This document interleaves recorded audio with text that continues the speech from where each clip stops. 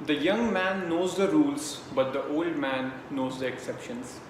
Hello दोस्तों, मेरा नाम अंकित उज्ज्वल है और आज जिस टॉपिक को हम डिस्कस करने वाले हैं वो है concept of maintenance under Hindu marriage act.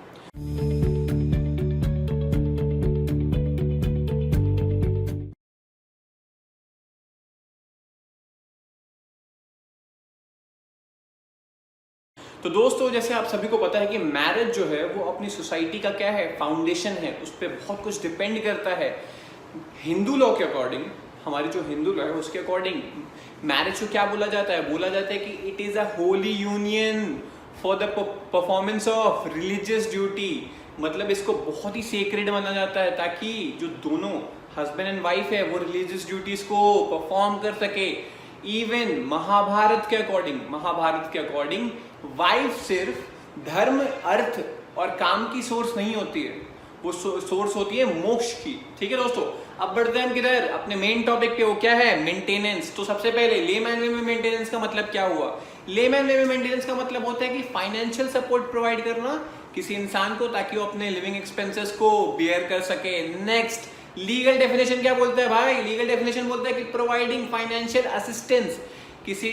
कोई दो पार्टीज हैं, लिटिगेटिंग पार्टीज, उनमें से किसी को प्रोवाइड करना क्या? फाइनेंशियल असिस्टेंस, ताकि वो अपने एक्सपेंसेस को बियर कर सके। ये कब होता है? जब एक ऑर्डर पास होता है, ऑर्डर या डिक्री पास किया जाए, उसके बाद जिस पार्टी को बोला जाए कि भाई तुम सामने वाली पार्टी को फाइनेंशियल असिस्ट करो ताकि वो अपने एक्सपेंसेस को क्या कर सके, बियर कर सके। तो दोस्तों, ये जो मेंटेनेंस का कॉन्सेप्ट है ना, ये जो मेंटेनेंस का कॉन्सेप्ट है ये क्यों आया? ताकि मान लीजिए डिवोर्स के बाद एक हस्बैंड एक वाइफ है, उनमें से कोई भी ऐसा स्पाउस है, कोई भी ऐसा इंसान है जो अब इतना इकोनॉमिकली स्टेबल नहीं है, तो उसको मेंटेन करे। अगर सामने वाले के पास इतनी कैपेबिलिटी है कि उस दूसरे स्पाउस को जो इकोनॉमिकली स्टेबल नहीं है उसको मेंटेन कर सके ताकि उसकी लिविंग हो उसको पॉसिबल बना सके, इसलिए क्या आया? इसलिए आया मेंटेनेंस का कॉन्सेप्ट। आप किधर जाते हैं? अब जाते हैं टाइप्स ऑफ मेंटेनेंस में। तो सबसे पहले section 24 of Hindu marriage act 1955 क्या बोलता है? वो बात करता है टेम्पररी मेंटेनेंस की, या तो फिर मेंटेनेंस पेंडेलाइट। ठीक है, ये क्या होता है? ये बोला जाता है कि इसको पास सबसे पहले कौन करती है? कोर्ट पास करती है। कब?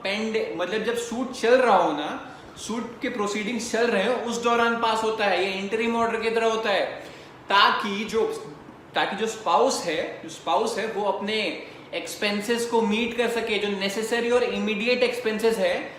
भाई ऑर्डर आने में टाइम, डिक्री जो पास होगा उसमें आने में तो टाइम लगेगा, लेकिन अभी जो एक्सपेंसेस चाहिए उस चीज के लिए क्या होता है? उस चीज के लिए टेम्परेरी मेंटेनेंस का ऑर्डर पास होता है। ठीक है दोस्तों, next section 25 of Hindu marriage act क्या बात करता है? परमानेंट मेंटेनेंस की। ये बोलता है कि भाई तुम क्या करो कि जब कोर्ट जिस पार्टी को बोलती है कि सुनो तुम दूसरी पार्टी को क्या करो, एक सम को ग्रांट करो ऑन अ पीरियोडिकल बेसिस, या तो फिर पीरियोडिकल बेसिस पे या तो फिर कंटिन्यूअस बेसिस पे। मतलब पीरियोडिकल मतलब क्या कि हर 3 महीने पे या हर 6 महीने पे। कंटिन्यूअस बेसिस मतलब क्या? हर महीने, हर हफ्ते, हर महीने, जैसा कोर्ट बोले कंटिन्यूअस रहना चाहिए। जब ये सूट डिस्पोज ऑफ हो जाए, मतलब जब सूट डिस्पोज ऑफ हो जाए तो कोर्ट की एक ऑर्डर पास करती है, डिग्री पास करती है, ताकि कोई भी एक पार्टी, आइदर ऑफ पार्टीज को बोलती है कि भाई सुनो तुम्हें अब एक some amount of money provide करो सामने वाले इंसान को। किस बेसिस पे? या तो पीरियोडिकल बेसिस पे या कंटिन्यूअस बेसिस पे। Next, grounds on which maintenance is determine. मतलब भाई ग्राउंड्स तो बताओ कैसे डिटरमाइन हो गया है, इसको इतना मेंटेनेंस देना है, इसको इतना मेंटेनेंस देना है। सबसे पहले देखा जाता है कि भाई जिसको मेंटेनेंस प्रोवाइड किया जा रहा है उसके पास कोई और सोर्स ऑफ इनकम है। अब ऐसा नहीं होना चाहिए कि जो तुम मेंटेनेंस प्रोवाइड कर रहे हो उस पर सोली डिपेंडेंट हो जाए और वो कुछ काम ही ना करे, वो आइडल बैठ जाए। ठीक है। दूसरा, स्टैंडर्ड ऑफ लिविंग कब का? जब लिटिगेशन, मतलब जब डिवोर्स के लिए फाइल नहीं किया तो उससे पहले का दोनों का, हस्बैंड एंड वाइफ दोनों का स्टैंडर्ड ऑफ लिविंग देखा जाता है। तीसरा, expenses required to maintain children, जो बच्चे हैं उनके एक्सपेंसेस क्या है वो भी दिमाग में रखा जाता है, ध्यान में रखा जाता है। चौथा, skills, capabilities and educational background. किसका? जो इंसान पे कर रहा है और जो जिसको मिल रहा है पैसा, दोनों का देखा जाएगा कि भाई तुम्हारे पास इतनी कैपेबिलिटी है, जिसको दिया जा रहा है उसके पास इतनी कैपेबिलिटी है क्या कि वो खुद से अर्न कर सके, या नहीं है तो फिर उस हिसाब से फिर उसको मेंटेनेंस प्रोवाइड होगा। इसके लिए केस लॉ देख लेते हैं। कौन सा case law? Doctor Kulbhushan versus राजकुमारी। कब का केस लॉ है? 1971। तो इसमें कोर्ट क्या बोलती है कि भाई जो अमाउंट ऑफ मेंटेनेंस है ना, अमाउंट ऑफ जो मेंटेनेंस है वो डिपेंड करता है केस टू केस। वो ऐसा कोई फिक्स्ड अमाउंट नहीं कि हाँ भाई अगर मान लीजिए 25,000 है तो हर केस में 25,000 दिया जाएगा, 50,000 तो हर केस में 55 दिया जाएगा। डिपेंड करता है केस के फैक्ट्स पे, सिचुएशन पे। ठीक है दोस्तों, अब किधर बढ़ते हैं? अब हम बढ़ते हैं ऑब्लिगेशन टू मेंटेन चिल्ड्रेन। कहां दे रखा है? सेक्शन 26 में। वो क्या बात करता है? सेक्शन 26 बात करता है custody, maintenance and education of children. ठीक है दोस्तों, इसमें क्या बोलता है? ये बोलता है कि भाई ये ऑब्लिगेशन होती है किसकी?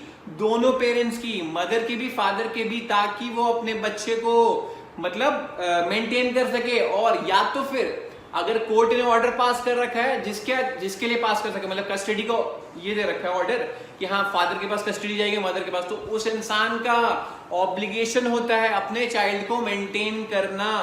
तो दोस्तों यहीं तक था आज का वीडियो। आई होप ये वीडियो आपको पसंद आया होगा। Thank you so much.